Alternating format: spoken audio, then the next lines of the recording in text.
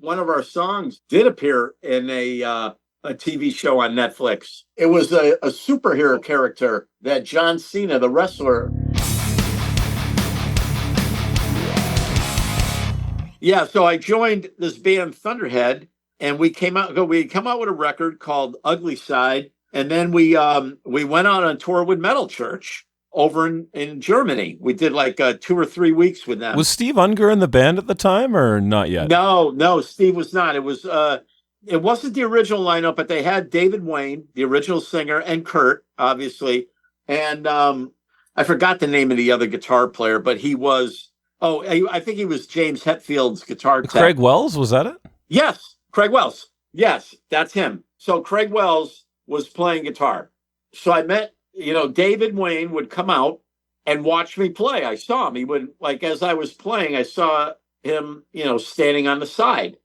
So we had a big double-decker tour bus, and we're driving around Europe and that. And one time David says, "Hey, I want to talk to you." So I go up into the top area, and he says, "Look," he says, "I'm only doing this one tour with Metal Church." He says, "This was only a one-album thing." He says, "I'm doing a solo album. Do you want to be my guitar player?" And I said, "Absolutely." So no sooner did the tour end, I don't even think I had landed home yet, and David Wayne's already calling. And, going to work on stuff for a solo record. So I wrote a whole record of music. Me and BJ did the whole thing. And it came out and was called Wayne's Metal Church. So David Wayne's, and then he titled the record Metal Church. So that kind of started between Thunderhead and Metal Church. That started this really incredible, long working relationship between me and BJ. Because when we had done a couple other projects, we did a couple records with Mike Viscera, and from who sang for Yngwie and Loudness for a while. I'm not even aware of this. What was the Mike Viscera stuff? I'm on his MVP record. It's a great record. Really? I've heard it. It's been 20 years, but yeah. I had no idea you played on that. That's crazy. The record, I didn't just play on it. I wrote a lot of that record. The record's called The Altar. And I wrote a lot of the music on that. Matter of fact, I wrote the first track that I wrote as the opening number, "Crucified." It's on YouTube, and it's. Yes, I know that one. In fact, I've played it on the radio. It's been a while, but yeah. Yeah, that song, that was something. That was one of the first tracks that I wrote that I wanted to do a arpeggiated sort of Yngwie little climb build up before I broke into the solo, like I was talking about earlier with the new House of Lords, Crowded Room. I did that during that song, but the one that I did on Crowded Room is a whole different influence than what this was. This was definitely something that you could imagine Yngwie doing, all arpeggiated, following the chord changes, and then breaking into this crazy solo. So yeah. I wrote 6 songs for that record and played on 9. So wrote 6, played on 9, and then he came out with another record. I had done some more demos, and then the next thing I know, those demos were on another record release of his, and I didn't know it. I had to find out kind of secretly. I found out, and I went, "Jesus, man, I wish you would have told me you were doing this." Not that I would have said, "No, you can't use them," but I would have liked to know. I didn't know you were going to release these. Anyway, it's, so that happened. And then shortly after that came my call from James Christian. And that happened in 2005. And he says, I might have said this in the last interview. I don't even know I forgot what we discussed. Same. Let's hear it again. Yeah. Well, he said, he says to me, "Listen, I'm putting House of Lords back together with a new group." He says, "I'd like you to play guitar in it." He says, "Have you ever wrote a melodic rock song?" And I wasn't even sure what a melodic rock song was, but I said yes. I just said, "Of course I have. Yeah, I like that." Join forces, isn't... Yeah. I said, "Yeah, I've written them," but, so I sent James a couple things with, that, me and BJ got together and recorded some stuff real quick. And one of the first tracks was something that I had recorded up at a buddy's studio. and it happened to be the song "I'm Free," which is on the World Upside Down album, and James really liked it, and so but it was kind of a heavy track, drop D and all that other stuff, but he loved it. So by the time he added keyboards to it and the layered harmonies that House of Lords always does, that song became a melodic rock song. So I learned really quickly right from that point that I don't have to think about writing a melodic rock song. I could write what I'm writing pretty much, but then with James's influence and as many years of being with the band, that song will become a House of Lords song by the time he does his magic to it. So for example, like on World Upside Down, the opening track, These Are the Times, that was a track that, I had this riff in my head. Da, da, dum, da, da, dum, da, da, I had this whole thing in there. And that song just really became this. House of Lords' whole thing is big choruses. That's the way that band is. If you don't, the song always has a big chorus, no matter what. Oh yeah, I mean the new record's a perfect example of that. It, just super catchy, big, huge choruses. Yeah, you have to have them, and they all got to be. The chorus is coming right from the very first chorus. When that first chorus hits, it's got to be full on the way it's supposed to sound, all layered up, with all the vocals and, all the harmonies, everything. And because you have a very short time to make an impression on people. Well, anyways, when World Upside Down came out, that record really took off because they had a release prior to that called Power in the Myth.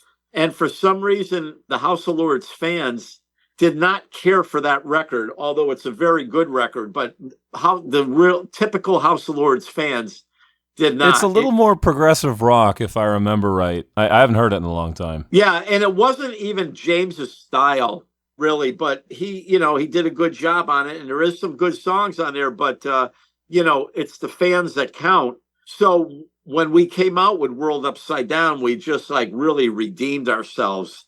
Well, the House of Lords name redeemed itself. Yeah. And then we were on a roll from that point. So it's one of those things. You find a formula and you keep going.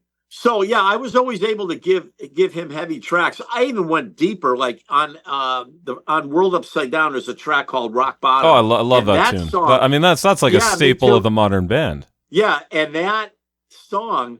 Now, when I was working with David Wayne, I did this crazy tuning. I was always down a half step, but instead of just a drop D, I took that my low E and lowered it down to a C sharp. So I basically was already down a half step. So the note that I was actually lowering to was a C if you were to look at it on a tuner. But yeah, it's pretty funny that, I took something really heavy. Like there's this track on David Wayne's record called The Hammer Will Fall. And I used that exact same tuning for Rock Bottom. I wanted the same feel, the same vibe that song had. So when I'm doing Rock Bottom, it's got this very, bottom. You could hear how heavy that riff is. And he made that heavy riff so melodic just by what he sang on it. Yeah. And then when the chorus comes in, it's huge, really, really huge. And then I even I went as far as to go for the bridge right before the guitar solo. It's so funny. If you go back, you'll hear it now that I'm telling you these things. The right before the guitar solo, there's this bridge, and then I start to take off.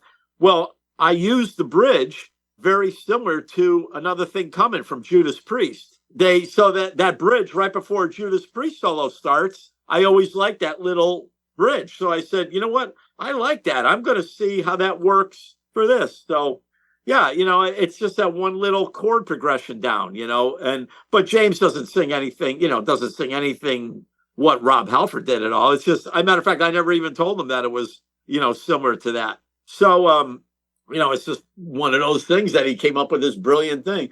But it's always about the chorus with House of Lords. House of Lords is, I guess James always called it grandioso choruses. And, it has to be like that.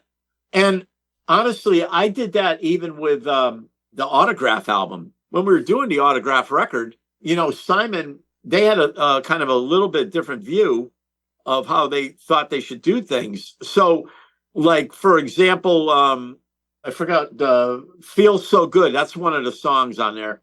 It has a very melodic chorus. But when they gave me the track, they gave it back to me with like just Simon doing the main vocal line over the chorus. And then I waited, I listened, and then the second time the chorus came around, that's when it had all the harmonies. So I got on the phone with him. I said, "You can't do that." I said, "No." I said, "You got to have all the harmonies up on right as that first chorus hits right away." I said, because a lot of times people won't even listen past a minute and a half of the song. If you don't catch the people's attention within a minute and a half of that song, you might not get them back. So I said, you gotta slam them with your full on chorus. Don't wait to build it. When that chorus section comes, you got to hit them with the full on harmonies, everything else. So that's what we did. And then it turned out much better like that. Not that I'm a lyricist or I sing low parts and harmonies, but I just know a formula that works, and that seemed to work. Well, that's it too. I mean, working with James for that long, I mean, learn from the best. Yeah. I mean, even as early as the first House of Lords, it's like there's something there when it comes to those choruses. Oh yeah, those first 3 albums are amazing. There's always something there. So my experiences and my learning skills that I got from James really helped in what they did on that record. But it still, sounds like Autograph, what that band sounded like at that time, what they were going for. House of Lords is a whole different animal. That is always got keyboards, always got layers and layers of harmonies. And I'm just very pleased the way this record came out. I can't say enough about it. Every song that they did, that every time he sent me a track, I was blown away with it. Yeah, I mean, it's funny. I'd say maybe half the record is that, heavy, modern House of Lords kind of sound. But I mean, there's a couple tracks on there that, in another context, you wouldn't even guess are House of Lords, but work so perfectly within the context of the record. Exactly. I had to look at the track list here to remember what it's called. Don't Want to Say Goodbye is a perfect example. I mean, It's one of those songs. I'm waiting for that to appear in a Netflix show. We had a song. We actually one of our songs did appear in a TV show on Netflix. It was a superhero character that John Cena, the wrestler, Peacemaker. Yes. So House of Lords has a song from is it 2 albums back? Yeah, 2 albums from the New World, New Eyes. There's a song that was in the Peacemaker. So that was kind of like a cool thing that they used a House of Lords track in there. So I was pretty happy about that. So yeah, you never know what's going to happen with that stuff. That's incredible. If I'm not mistaken, I think that's the show where it's like just all 80s metal. Like it's like 80s metal and then there's modernized 80s metal in there. Yeah, it is. That's what it all is. And John Cena's a superhero. And oh man, when that came out, I can't tell you the amount of people that contacted me. House of Lords is in the Peacemaker. It was like a big, very cool thing. That's incredible. Now, it's funny because you'd mentioned, briefly going country in the 90s. So tell me about, what is the name of the tune? Taking the Fall. Tell me about that one, because that's a perfect marriage of Southern rock, hard rock, and country all infused into one. Which one is Taking the Fall now? It's number 5. It starts with it's a clean and acoustic guitar. Oh, yeah. That track. That actually, I believe that's a song from an outside writer that James used, believe it or not. I can't remember. There was a couple songs an outside writer did, maybe one song, but I think that's one. And I can't remember. I think I had to play the solos, like even on the outside, anything that comes from an outside writer, I had to do that. But I believe but I love that song. Yeah. That and Don't Want to Say Goodbye. I've been showing that to people who aren't hard rock fans going, wow, this is amazing. Yeah. Like I don't think, something like State of Emergency is probably their kind of sound, but I mean, you break out those 2 tunes and it's like I say, I'm waiting for those to be in Netflix or something where it's more of a general audience listening. I got to tell you, man, I love State of Emergency. When I finally heard that after they, because I don't listen to the songs once James sends them to me. I listen to them once, and then I'll listen to them again if I have to learn them to do a video. Yeah. But after I wait to get a copy of the record or something like just to have it. Yeah. But when they released State of Emergency, I forgot how good that song was. That's got every element that House of Lords could possibly have in one song. Between the intro and then the way the song comes in and the chorus and the way the guitar solo builds and just the fact of how he keeps saying the title of the song during that bridge right before I go into the solo, State of Emergency, State of Emergency. Yeah. He keeps singing that, right? I mean, it's beautiful. Beautiful. Absolutely one of my favorite songs. So I gotta say, like the one thing that immediately jumped out, we're talking Queensryche, is I'm like the chord progression, especially I think around like the bridge, chorus, pre-chorus. I'm like, this is such a Queensryche song disguised as a House of Lords song. Well, I guess that's okay. I honestly, I didn't listen to Queensryche too much throughout my years. It was a whole different style of music than I was into.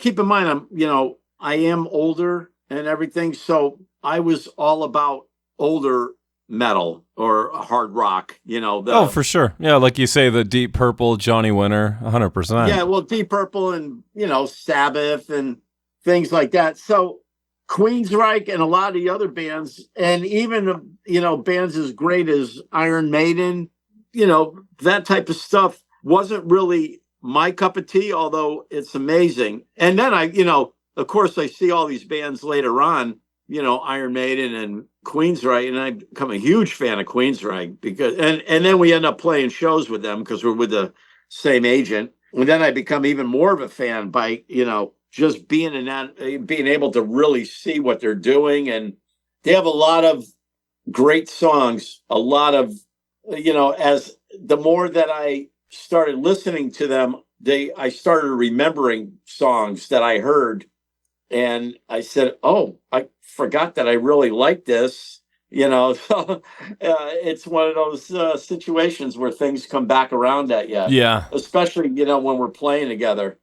And as I said, Todd's just the best, man. Him and I just like wonderful, wonderful guy. Unbelievable. Yeah, well, I mean, and the brilliant thing, with him, I mean, he was already well into his 30s, an established person. And I think that might be a little bit of the recipe for, just becoming so grounded. I mean, you look at people who get famous when they're 18, and it's like, I can totally see why they're a diva, Yeah. And it's like you wait until you're a full-grown adult before this happens to you. And I think you understand what it's like to be not the star. Yeah, well, he's got, you got to understand also for Todd, he's so good. And the fact is that he's still, he has a lot of weight on his shoulders because of, what the band was with Jeff Tate and everything. But Todd is just absolutely amazing. I mean, he really, really is amazing. You can't, when I listen to him sing all the parts and never miss a beat. And I even got into it one time. There was something, I never interact on Facebook when I see things, but there was someone trying to accuse him of singing with tracks. And I just said, no way. And I got to say something here, and I jumped on and I said, I play shows with this guy. We do shows together. He is not using tracks. Yeah. It's like, knock it off. Sometimes people are just like ridiculous where they go. They sit behind there and just like try to start conflict with things. But I can tell anybody out there that I know for a fact that Todd is out there belting his ass off every single night that he is singing, that he's out performing. Yeah. He's just great. But once again, you're in a tough situation when you're like that. I think, look, I even, at first I was scared, not scared, just, concerned even replacing Steve Lynch because he was, he had a very good reputation as, for what he had done in his early days. And I said, well, this is going to be kind of interesting, but I went there and I just brought myself and I excelled. I gave it everything I had, and I got a very good response from all the fans because, if I went there and didn't do a great job and the song sounded, didn't sound good or anything, sounded lame or not the same, it'd be one thing. But I went there full on knowing I had a job to do. And that's what that's the mindset you have. And I know Todd does that. He goes out there and just, he goes, I'm going to go out there and kick ass. Yeah. I mean, it's good too, when you're stepping into a band situation, you listen to yourselves play and you go, this sounds good. Yeah. Listen, I'm sure the band, as soon as they heard Todd sing a couple notes, they knew that he was the right guy for that band. It was, and like I said, that was the same when right after I played my first song with Autograph. They knew. They went. I didn't even have to play the rest of the set, but we were practicing for a show with Kix. My first show with him was with Kix in Virginia, I think it was. So, we did 3 days of rehearsal. The very first day that I rehearsed, they went home and made the announcement. When Simon went home, they wrote this big thing, and the next thing I know, they wrote it on a Tuesday, posted it on Wednesday, and all hell broke loose on that Wednesday. All hell broke loose, man. What was the reaction like? Did you get a lot of blowback, or did people give you the thumbs up? Oh, all thumbs up. Not one. Even from people that didn't really know a lot about me, I saw some comments go, well, we'll see, because, they said Jimmy's a really good guitar player, so this should be interesting, and nothing negative. It was just so positive. And when I saw all that, especially from, previous Autograph fans and everything, I was like, wow, this really makes me feel good. I'm really happy.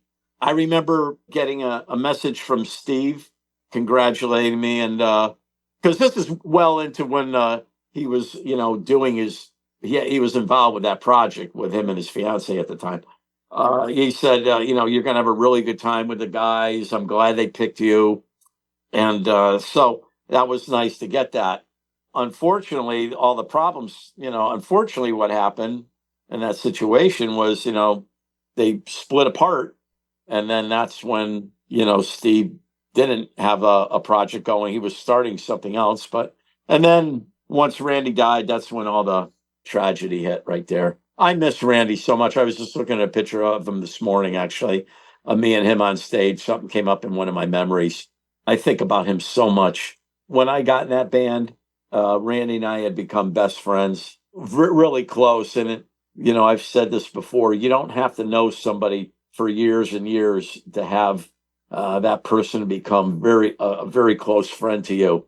It's one of those things you make a connection, and there are some people that you just make a connection with, and you instantly do. I got another buddy of mine that I met recently. He's got a whole documentary on him on Netflix. Him and I, weirdest thing, how we met, and we're best friends in the whole world.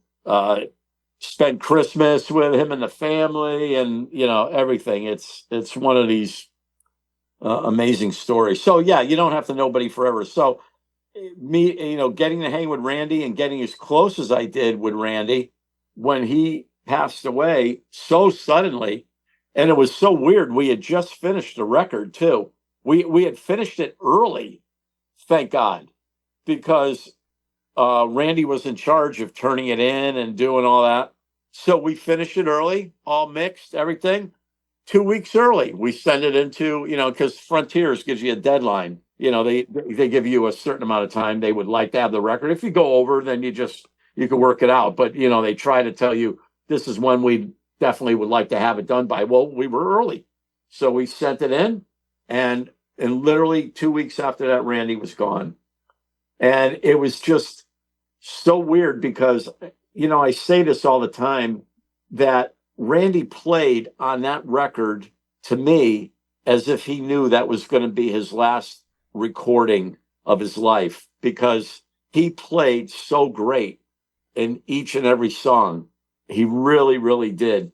He had this signature way of playing. When you watched Randy play, especially live, because him and I interacted all the time on stage, it looked like he was barely doing anything. Yet there was this thunderous sound coming out. Like he just had this strange technique of how he picked the bass. So different than when I worked with Geezer. Working with Geezer was like watching a machine because he does everything with his hand. He's a finger bass player. So and Randy used the pick. Geezer's all fingers, and that hand is going on Geezer's hand there. Like that's why it sounds like you're being blown over with a steamroller or something. Man, I'm telling you what Geezer played. But Randy just had this very unique style of playing, very effortless, but effortless looking, but not effortless sounding. Well, he's a really good bass player too. That's the thing, is like, obviously Steve Lynch is, the highly regarded musician in the band. I mean, all of Autograph is great, but obviously he's the name. But Randy's he's a great bass player. Yeah. And a lot of people don't know that Steve Plunkett's the one that wrote practically everything. Steve Plunkett is the genius, man. I'm telling you right now, that guy, he just like is so talented. He really, really is. He was a great vocalist and everything. I even like this. It's so funny. I like this, whatever that song was that he released recently. It sounded like like an outtake of like an old Autograph song or something. But I really liked it. It reminded me of Plunkett. I'm going like, wow, this is so cool. He, what absolutely shocked me was about 6 months ago, I was looking up the movie Rockstar, which to me was a massive influence. I'm a singer as well as a guitar player, and watching that movie it just blew my mind as a kid. Yeah. But I was shocked to learn that it was Plunkett who wrote Living the Life I Was Born to Live with, I can't remember the guy's name, but he was a member of, I think they were called Player. They had the song Baby Come Back. Oh, really? So it's like one of the heaviest songs on that soundtrack, Steel Dragon. And it's written by the guy from Autograph and the guy from Baby Come Back. Well, that was Steve Plunkett. He didn't want to perform. He had a good life. He had a really good thing going on with, doing tracks like that, doing something, scores for movies, whatever he was doing, he was doing fine. He didn't want the nightmare he didn't need to go back on the road and, the hotel thing, the flying thing. I got to tell you, it's crazy. I mean, even for me, and I've flown everywhere all over the world. I can't even tell you how many times I've been to Europe, back and forth.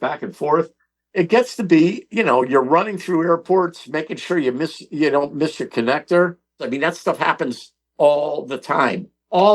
Yeah, it's stressful. Like, flying really is stressful, and especially if that's a major part of your job, it sucks. Yeah, it is, especially, and when you're carrying guitars.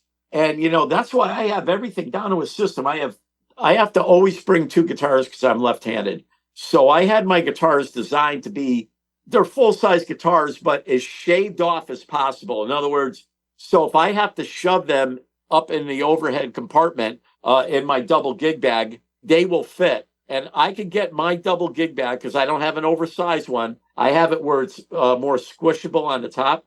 I could get my guitars in the overhead compartments on every airplane. And I designed a pedal board that is so small that it fits in a normal laptop case. So I have a very small case with my snake cable and everything.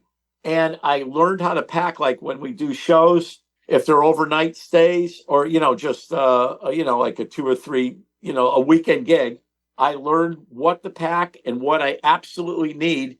And I have a suitcase that I could fit under the seat. And so I do everything where I could bring everything on board with me, just in case of a situation like that. I don't want to check something that's very important. Yeah. And then the plane comes in late or whatever, you miss your connect. I just don't want to deal with it. So it's funny. Snake told me a story about having to check instruments. He lost his white guitar that he used for Monkey Business on SNL. Yeah, completely got lost on in transit, and that's it, gone. Yeah, when we were in Europe, going to Switzerland, we had an in-country flight, and right before we had left to go on that tour, Ovation Guitars had given James a beautiful guitar to go out on tour with.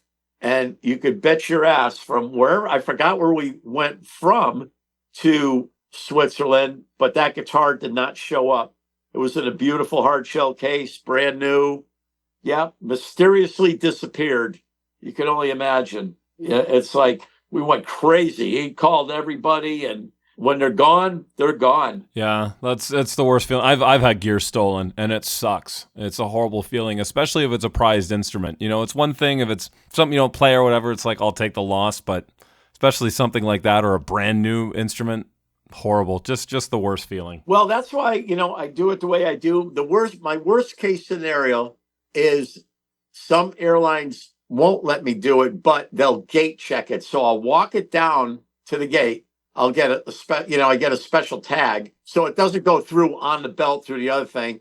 And when I land at my, destination, they bring it up in the jet bridge. So that's been my worst case scenario. And the only reason I get nervous about that is because it isn't a gig bag and I'm left-handed. Sure. It's not like it would be so much easier if I could just bring one guitar with me.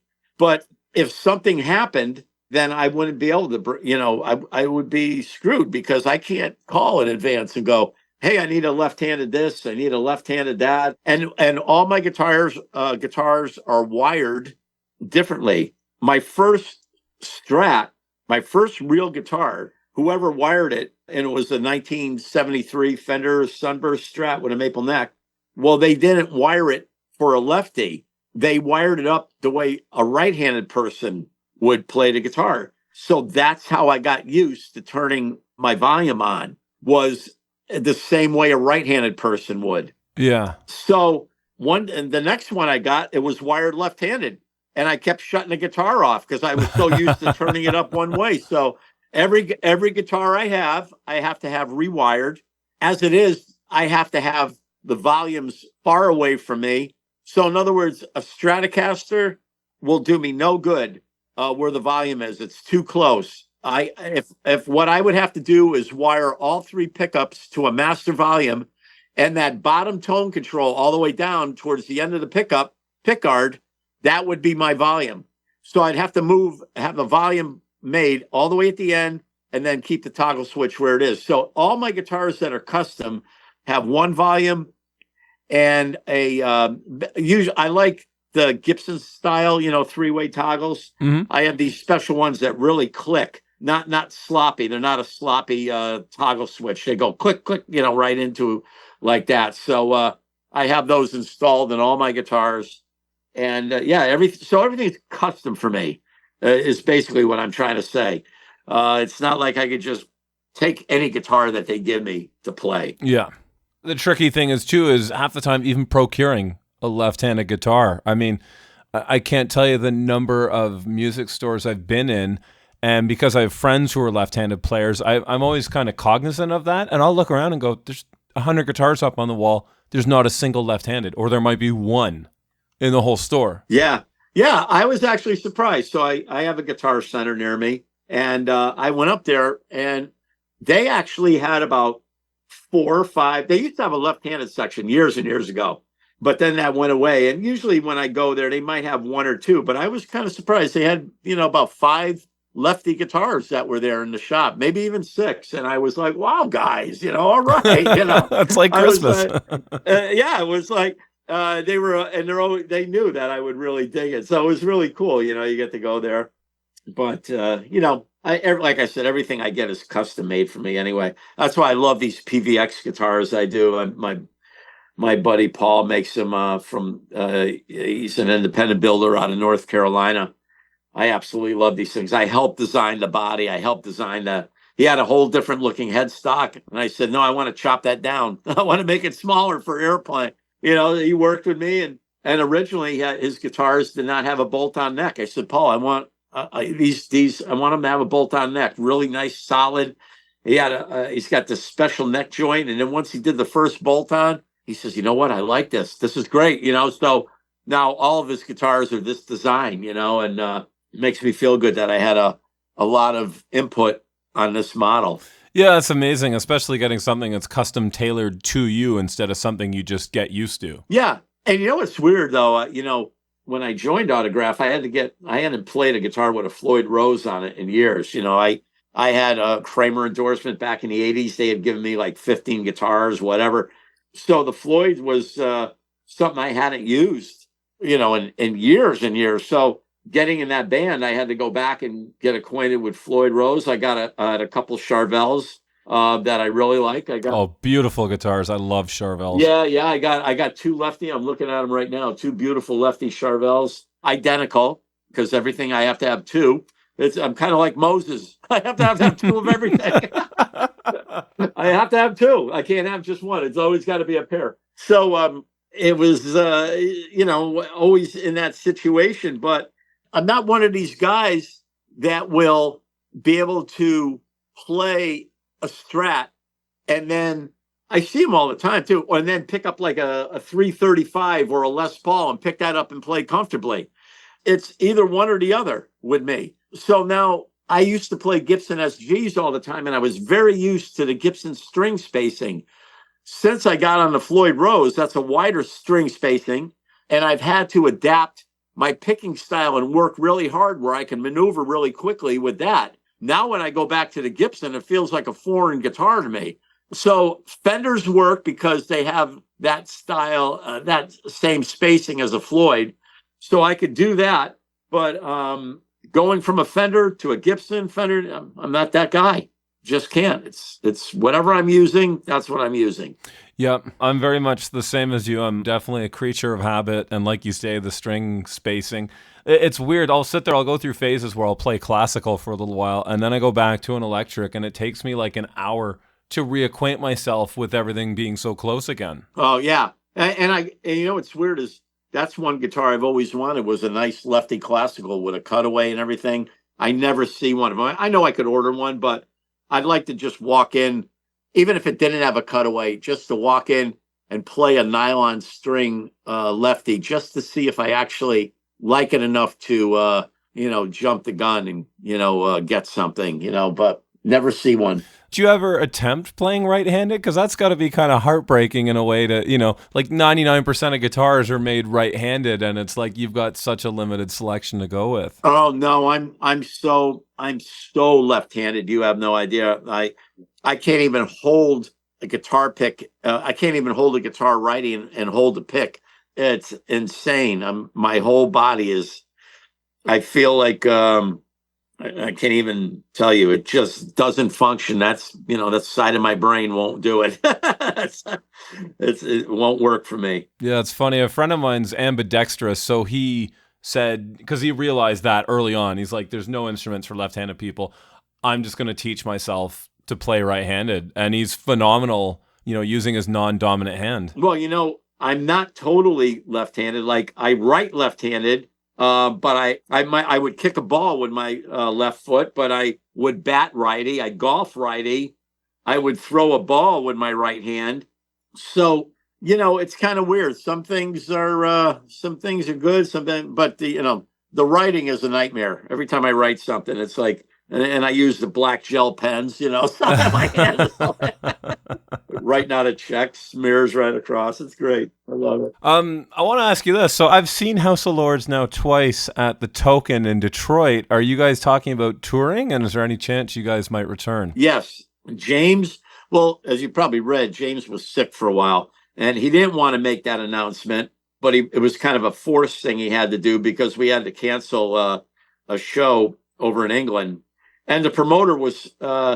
the person that booked us on it was supposed to cancel it earlier, and it didn't happen. So people were kind of like saying some bad stuff. Oh, this and that, this and that. You know how people are when we canceled. So James had to come clean and tell them, make a statement of why we had to cancel.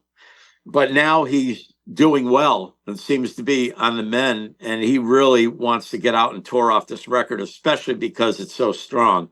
So, yes, I don't have any definite plans yet, so I can't give you any answers, but he wants to tour. So that's a good sign that he wants to. So I'll take that for now. And every time I talk to him, I bring it up. just to make sure. And he says, "Yep, I want to do this. We're gonna do this. I'm already working on something." He's working with some Europe people, and we really got to get back to Europe because that's our fan base, and we haven't played in Europe in so long. And I've made so many great friends over there, and people really miss us. And I would love to go back and perform there again. I have wonderful memories of being there. Well, I mean, it's just way easier to tour over there. Well, it is and it isn't. And like you say, the fan base is probably tenfold compared to what it is in the U.S. So, well, yeah, I mean, plus you got to remember, House of Lords came in very late in the '80s. You know, when did they get signed? 88, something like that. You know, they came out just at the tail end before Nirvana came in and killed all the bands. They didn't have a chance to like really build. So, is there a lot of people that know the name House of Lords in the U.S.? Yes, there is. Is it a massively well-known name? No, it isn't. So it's one of those things. They got crushed with so many of the other bands when that all happened. But in Europe, it's a whole different ball game. Yeah, you know, some people get it in North America, but it's not like over there where it's probably, you know, like you say, 10 times the amount or something. Yeah, it's crazy. You know what's weird though about Europe that I absolutely love is the same people that love like a death metal band or something will come to a House of Lords show too. It's strange. They don't go, I only like this type of music and that's it. Like I've had big metal guys in front of us, you know, singing Love Don't Lie, you know, Love Don't Lie, you know, with their fists in the air. I'm going like, this is insane. You know, you can tell these guys are all, you know, so metal, but you know, I think they have there's a wide appreciation for music over there. You know, they're very open to a lot of different things. Yeah. And so I'm very pleased. I'm glad I could go over there and perform for these people. Tell me this. So, you know, obviously you got the new House of Lords. When we talked last time, you were promoting the new Demons Down. Are there any plans for any more Demons Down records? Well, there was, but Demons Down is a Frontiers project. It's one of those supergroup things. And apparently Alessandro and Frontiers had parted ways in a nice way. Nothing, you know, I'm not sure the details, but Alessandro was the main writer for the Demons Down project, lyric wise and everything. I contributed a lot of music for that. But so he was kind of in charge of that. Yeah. That's not to say that Frontiers won't come to me with somebody new and say, hey, I want another Demons Down record because we were supposed to do another one. So I never put anything to bed. You know, I always keep all my options open because I have a feeling that they might spring that on me and say, hey, we're going to do another one of these, but you're going to work with this guy this time. Okay. Yeah, no problem. Well, it works. Well, I mean, especially given the songs you say that, you know, you write for every record, I'm sure you've probably got a back catalog. You could probably just go, here's... Yeah, I got all kinds of stuff. You know, I've kind of stopped writing for a while because I've been writing and I just took a break. I haven't stopped writing. I mean, I keep putting ideas down on my phone. Like I use my little voice text thing on my phone or my memory part there. Yeah. And if I happen to be practicing, I come up with an idea. I go, oh, I don't want to lose that. I put my phone down in front of my little practice amp and just record that one little part so I don't lose it. Because I tell you the truth, if I don't do that within 3 minutes, it's already gone out of my head. I won't play it the same. I had that with a song the other day. An idea popped, and I went, I got to do this right now, or it's gone. Yeah, it's like literally, I could forget exactly how I played it within a minute. If I don't get that phone down in front of that amplifier and record it right away, and I've actually had that happen where I've done something, I had an idea, and I fumbled, like maybe a text message came in, and I answered that text first, and then went to do it, and I didn't play it the same way. I can't tell you how many times something like that has happened. It's got to be instant. I got to lay that down. And sometimes, I know it's going to sound funny, I'll play it right the first time while I'm recording it. So I'll do it the way that I originally did it, and then I'll start adding to it over the phone. You know, I'll start playing a little bit more. When it comes time to do the part again that I recorded, you know, not even 30 seconds ago, I play it a little different. And then I have to go back and listen how I started it right off the bat. I mean, that's how fast things leave my head just because I have so much. I can't tell you how many songs I've written, so many songs since the 80s. It's insane. Not to mention all the cover songs I have in my head. I mean, when you think about all that, all this, all this space I'm trying to, I'm occupying here, it's just crazy. It's like you're ready to explode sometimes. You got so much stuff going on in your head, It's good to know we're the same person in that regard. Oh, yeah, we're the same. Yeah, definitely.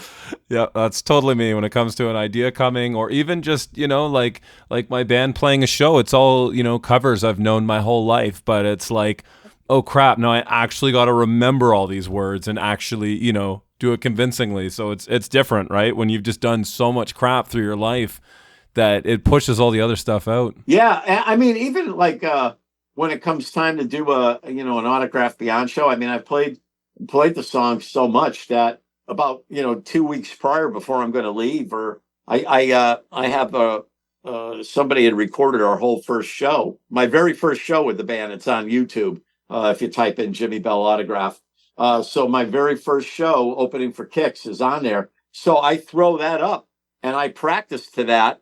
Even though we dropped a couple of the songs, I play that whole set, and then I'll go on YouTube and pull up all the other ones that we had just recorded that we do live. So that's how I practice. I start that 2 weeks prior to going to do a gig. Yeah, you have to, especially when you've got so much stuff. It's like if you're just doing the same 10 songs the rest of your life, it's no problem. If you're doing thousands of songs, it pushes something else out. It's only so much storage. Oh, yeah. And if I was doing a House of Lords tour, I'll tell you right now, I would have to do a lot of going over stuff. That whole beginning to Can't Find My Way Home, all of that, I'd have to really, even the songs that I wrote, not just to mention the old songs that we do that I had nothing to do with, tracks that I wrote that we played live. I'd have to go over all of them again. And really, sit with them and focus. I hate focusing. I hear you. Well, we're just about to run out of time on the session, but Jimmy, I want to thank you so much for this. This has been a lot of fun. Well, I've had a blast, man. This is great. I appreciate being on your show. Oh, I really do. Oh, Jimmy, I like even since our first chat. It's like sitting down with an old friend. Yeah, always is. It seems wonderful. Oh, great. Well, I appreciate it. Anytime I get to be on the air with you, it's a lot of fun. So, oh, awesome. Thank you so much. Next record, whatever you do, we'll do it again. Absolutely. We'll keep it going. Awesome. Thank you so much, Jimmy. Thanks again. All right, buddy. Great. You take care of yourself. Okay. Take care. All right, Grant. Yeah. Bye-bye.